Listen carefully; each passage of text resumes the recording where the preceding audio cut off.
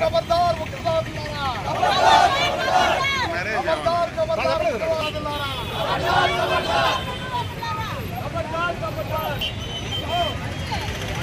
खबरदार खबरदार भगवान शक्तिलारा खबरदार खबरदार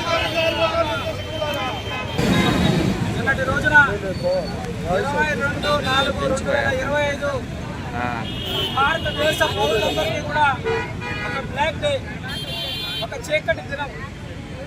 ఏదైతే శౌర్యము పరాక్రమము కలిగినటువంటి భారతదేశ సైనికులు ఎదుర్కొన్నటువంటి దమ్ము ధైర్యము లేక ఈరోజు ఆర్టికల్ 370 తర్వాత రద్దు తర్వాత జమ్మూ కాశ్మీర్లో శాంతి సహనము నెలకొంటుండేది చూడలేక ఈరోజు పర్యాటకులు ఏదైతే అధికంగా వెళ్ళేటువంటి పహల్గామ్ ప్రాంతాన్ని ఎంచుకొని ఈరోజు టూరిస్టులు ఎక్కువగా వెళ్ళేటువంటి సమయం ఇది. ఎండాకాలం వస్తే ఈరోజు పర్యాటకంగా దేశాన్ని దెబ్బతీయాలి.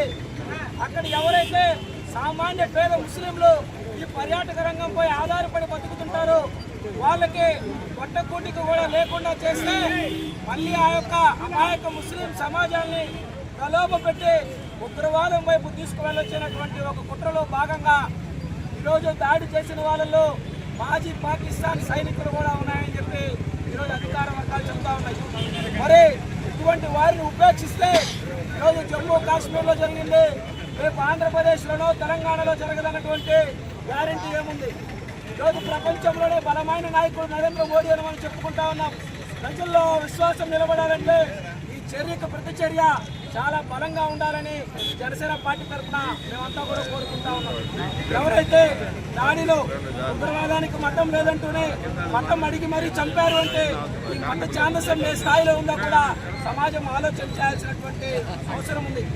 ఈరోజు తుపాకీతో కొండ వర్షం కురిపించేటువంటి ఒకవైపు ఉగ్రవాదుల్లోనూ అదే ఇస్లాం మతం ఉంటే మరోవైపు వాటిని ప్రతిఘటించేటువంటి ఆదిల్ హుస్సేన్ లాంటి ఒక పౌరుడు కూడా భారతీయుల కోసం పోరాటం చూపినటువంటి తీరు కూడా ఇస్లాం సమాజం ఈరోజు ఆలోచనగా తీసుకోవాల్సినటువంటి అవసరం ఉంది.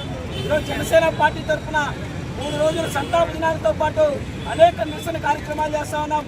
ఉగ్రవాద సంస్థలన్నింటికీ కూడా భారతీయులందరి తరఫున ఒక్కటే తెలియజేస్తా ఉన్నాం, ఈ పిరికిబంద చర్యలకి భారతీయ సమాజం భయపడేది లేదు. భారతీయుల రక్తంలోనే శౌర్యము పరాక్రమము వీరత్వము ఉంది. ఈ పిరికిబంద చర్యలు కాకుండా ధైర్యంగా ఎదుర్కొనేటువంటి దాడులు చేయగలిగితే సవాల్ విసురుతా ఉన్నాం. ఈరోజు భారతదేశం సిద్ధంగా ఉందని చెప్పి కూడా సందర్భంగా తెలియజేస్తూ దీనికి ప్రతిచర్య తీవ్రంగా ఉండాలి. మరోసారి భారత్ వైపు ఏ ఉగ్రవాదైనా సరే కన్నెత్తి చూడడం కాదు కదా, ఆలోచన చేయాలంటేనే భయపడే విధంగా ఆ ప్రతిదాడి ఉండాలని చెప్పి కూడా మేము కోరుకుంటా ఉన్నాం. పవన్ కళ్యాణ్ గారి పిలుపు మేరకు ఈరోజు ఈ యొక్క సంతాప కార్యక్రమాలని అదేవిధంగా నిరసన కార్యక్రమాలని చేపడతా ఉన్నాం. తెలుగు రాష్ట్రాల్లో మొట్టమొదట ఈ యొక్క ఘటనని ఖండించి స్పందించినటువంటి వ్యక్తిగా ఈరోజు జాతీయ భావాన్ని చాటుకున్నటువంటి వ్యక్తిగా పవన్ కళ్యాణ్ గారు ఉన్నారు.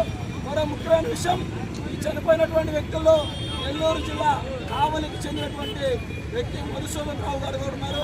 వారి కుటుంబానికి కూడా ప్రగాఢ సహానుభూతి తెలియజేస్తా ఉన్నాం. వారి అంతిమ యాత్రలో కూడా జనసేన పార్టీ పాల్గొంటుందని చెప్పి కూడా ఈ సందర్భంగా తెలియజేస్తా ఉన్నాం. జై జనసేన, జై హింద్.